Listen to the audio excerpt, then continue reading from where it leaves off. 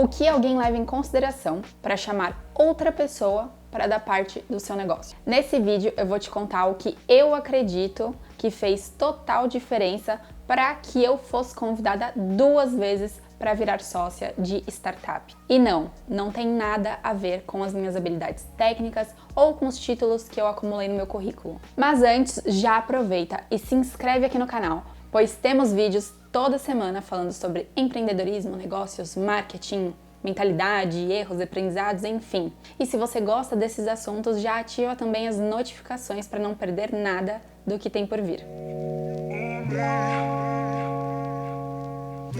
Bom, o que eu tenho certeza que foi um dos principais motivos que me fez ser convidada para virar sócia de startup e também participar de outros projetos que eu fiz ao longo desses anos foram alguns hábitos que eu tenho desde criança e que eu cultivo ao longo da minha vida. Mas antes eu já quero fazer um disclaimer te dizendo que você não precisa se preocupar caso você seja diferente. Primeiro, porque é bom ser diferente. Afinal de contas, esse inclusive é um dos princípios da complementariedade, algo essencial, inclusive quando a gente está falando de formar sociedades. Mas sobre isso eu tenho um vídeo exclusivo somente falando sobre sociedade que eu vou deixar aqui no card para quem tiver interesse. E agora segundo, também porque hábitos são desenvolvidos, a gente consegue criar os hábitos, inclusive tem muitos livros até que falam sobre isso. Eu acho que o mais famoso deles é aquele O Poder do Hábito.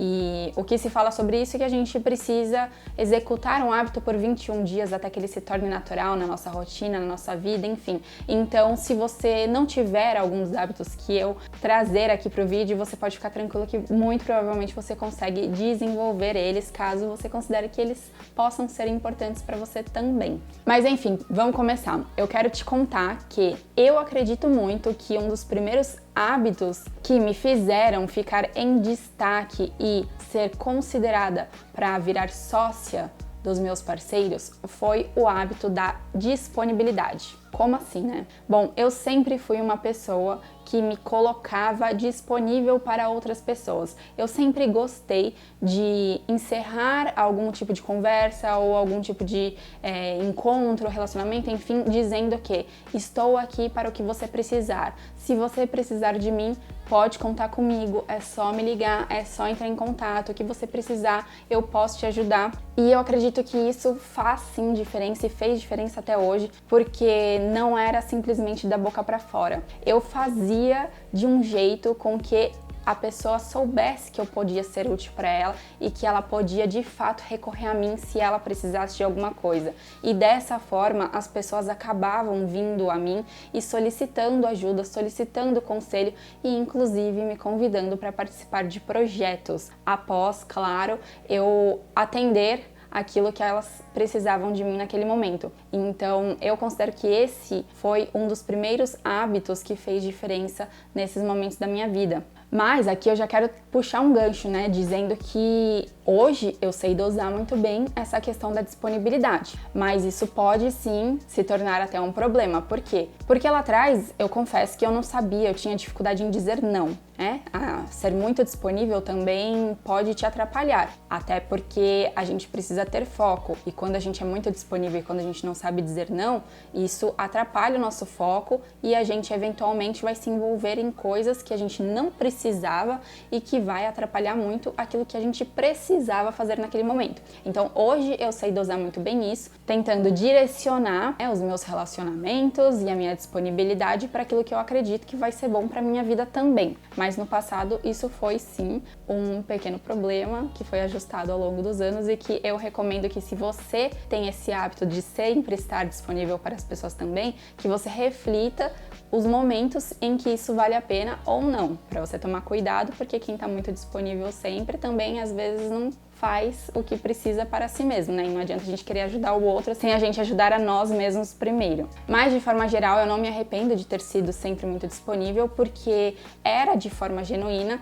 e, querendo ou não, eu aprendi muito com isso. E quando eu falava para os outros que eu estava disponível para eles, era de verdade, não era de forma rasa, não era de forma superficial. Então eu realmente dava o meu melhor naquilo que me solicitavam. Erros e acertos, A gente vai aprendendo ao longo da vida. Mas bom, vamos entrar agora no segundo hábito hábito que eu tenho certeza que fez total diferença para que eu tivesse sido convidada 2 vezes para ser sócia de startups e participar de outros projetos incríveis que eu fiz ao longo desses anos também, que foi o hábito de sempre observar muito o ambiente. Eu lembro de mim mesma, desde pequena, observando o ambiente, observando os adultos, observando o que eles faziam, observando como eles se relacionavam de forma profissional e de forma pessoal.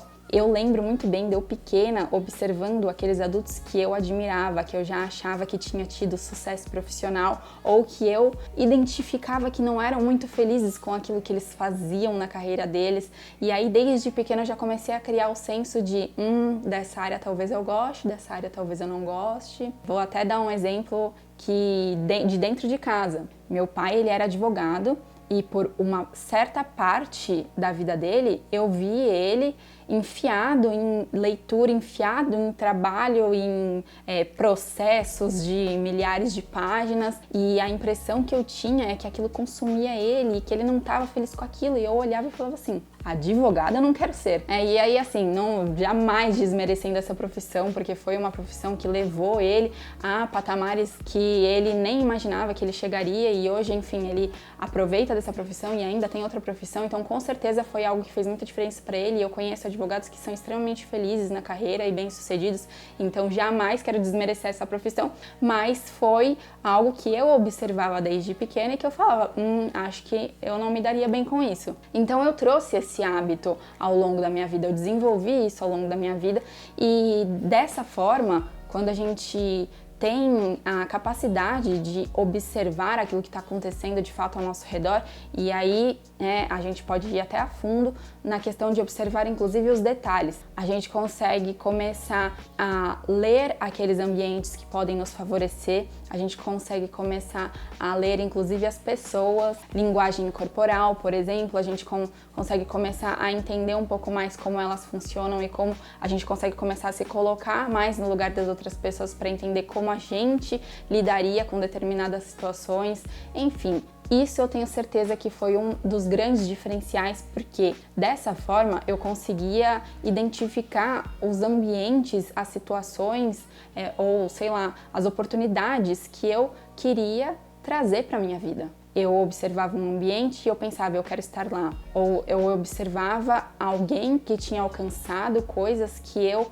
queria para mim, ou observava pessoas que me inspiravam e pensava, ok, agora o que eu preciso saber da trajetória daquela pessoa para percorrer os passos similares ao dela para chegar onde ela chegou também. E aí eu trazia isso para minha vida.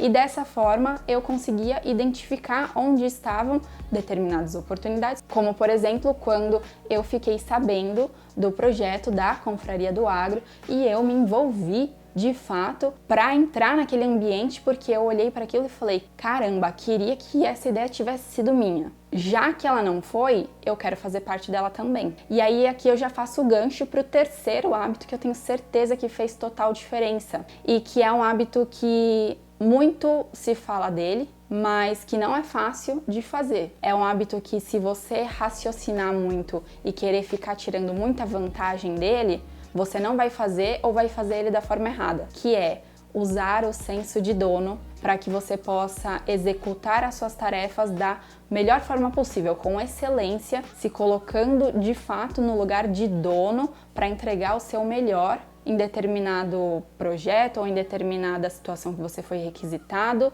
sem ter a certeza se você realmente vai ter algum retorno daquilo ou não, mas você dá o seu melhor porque você se coloca no lugar do dono da ideia, do dono do projeto ou do dono do problema, você veste de fato os sapatos da outra pessoa para que você consiga entregar o seu melhor.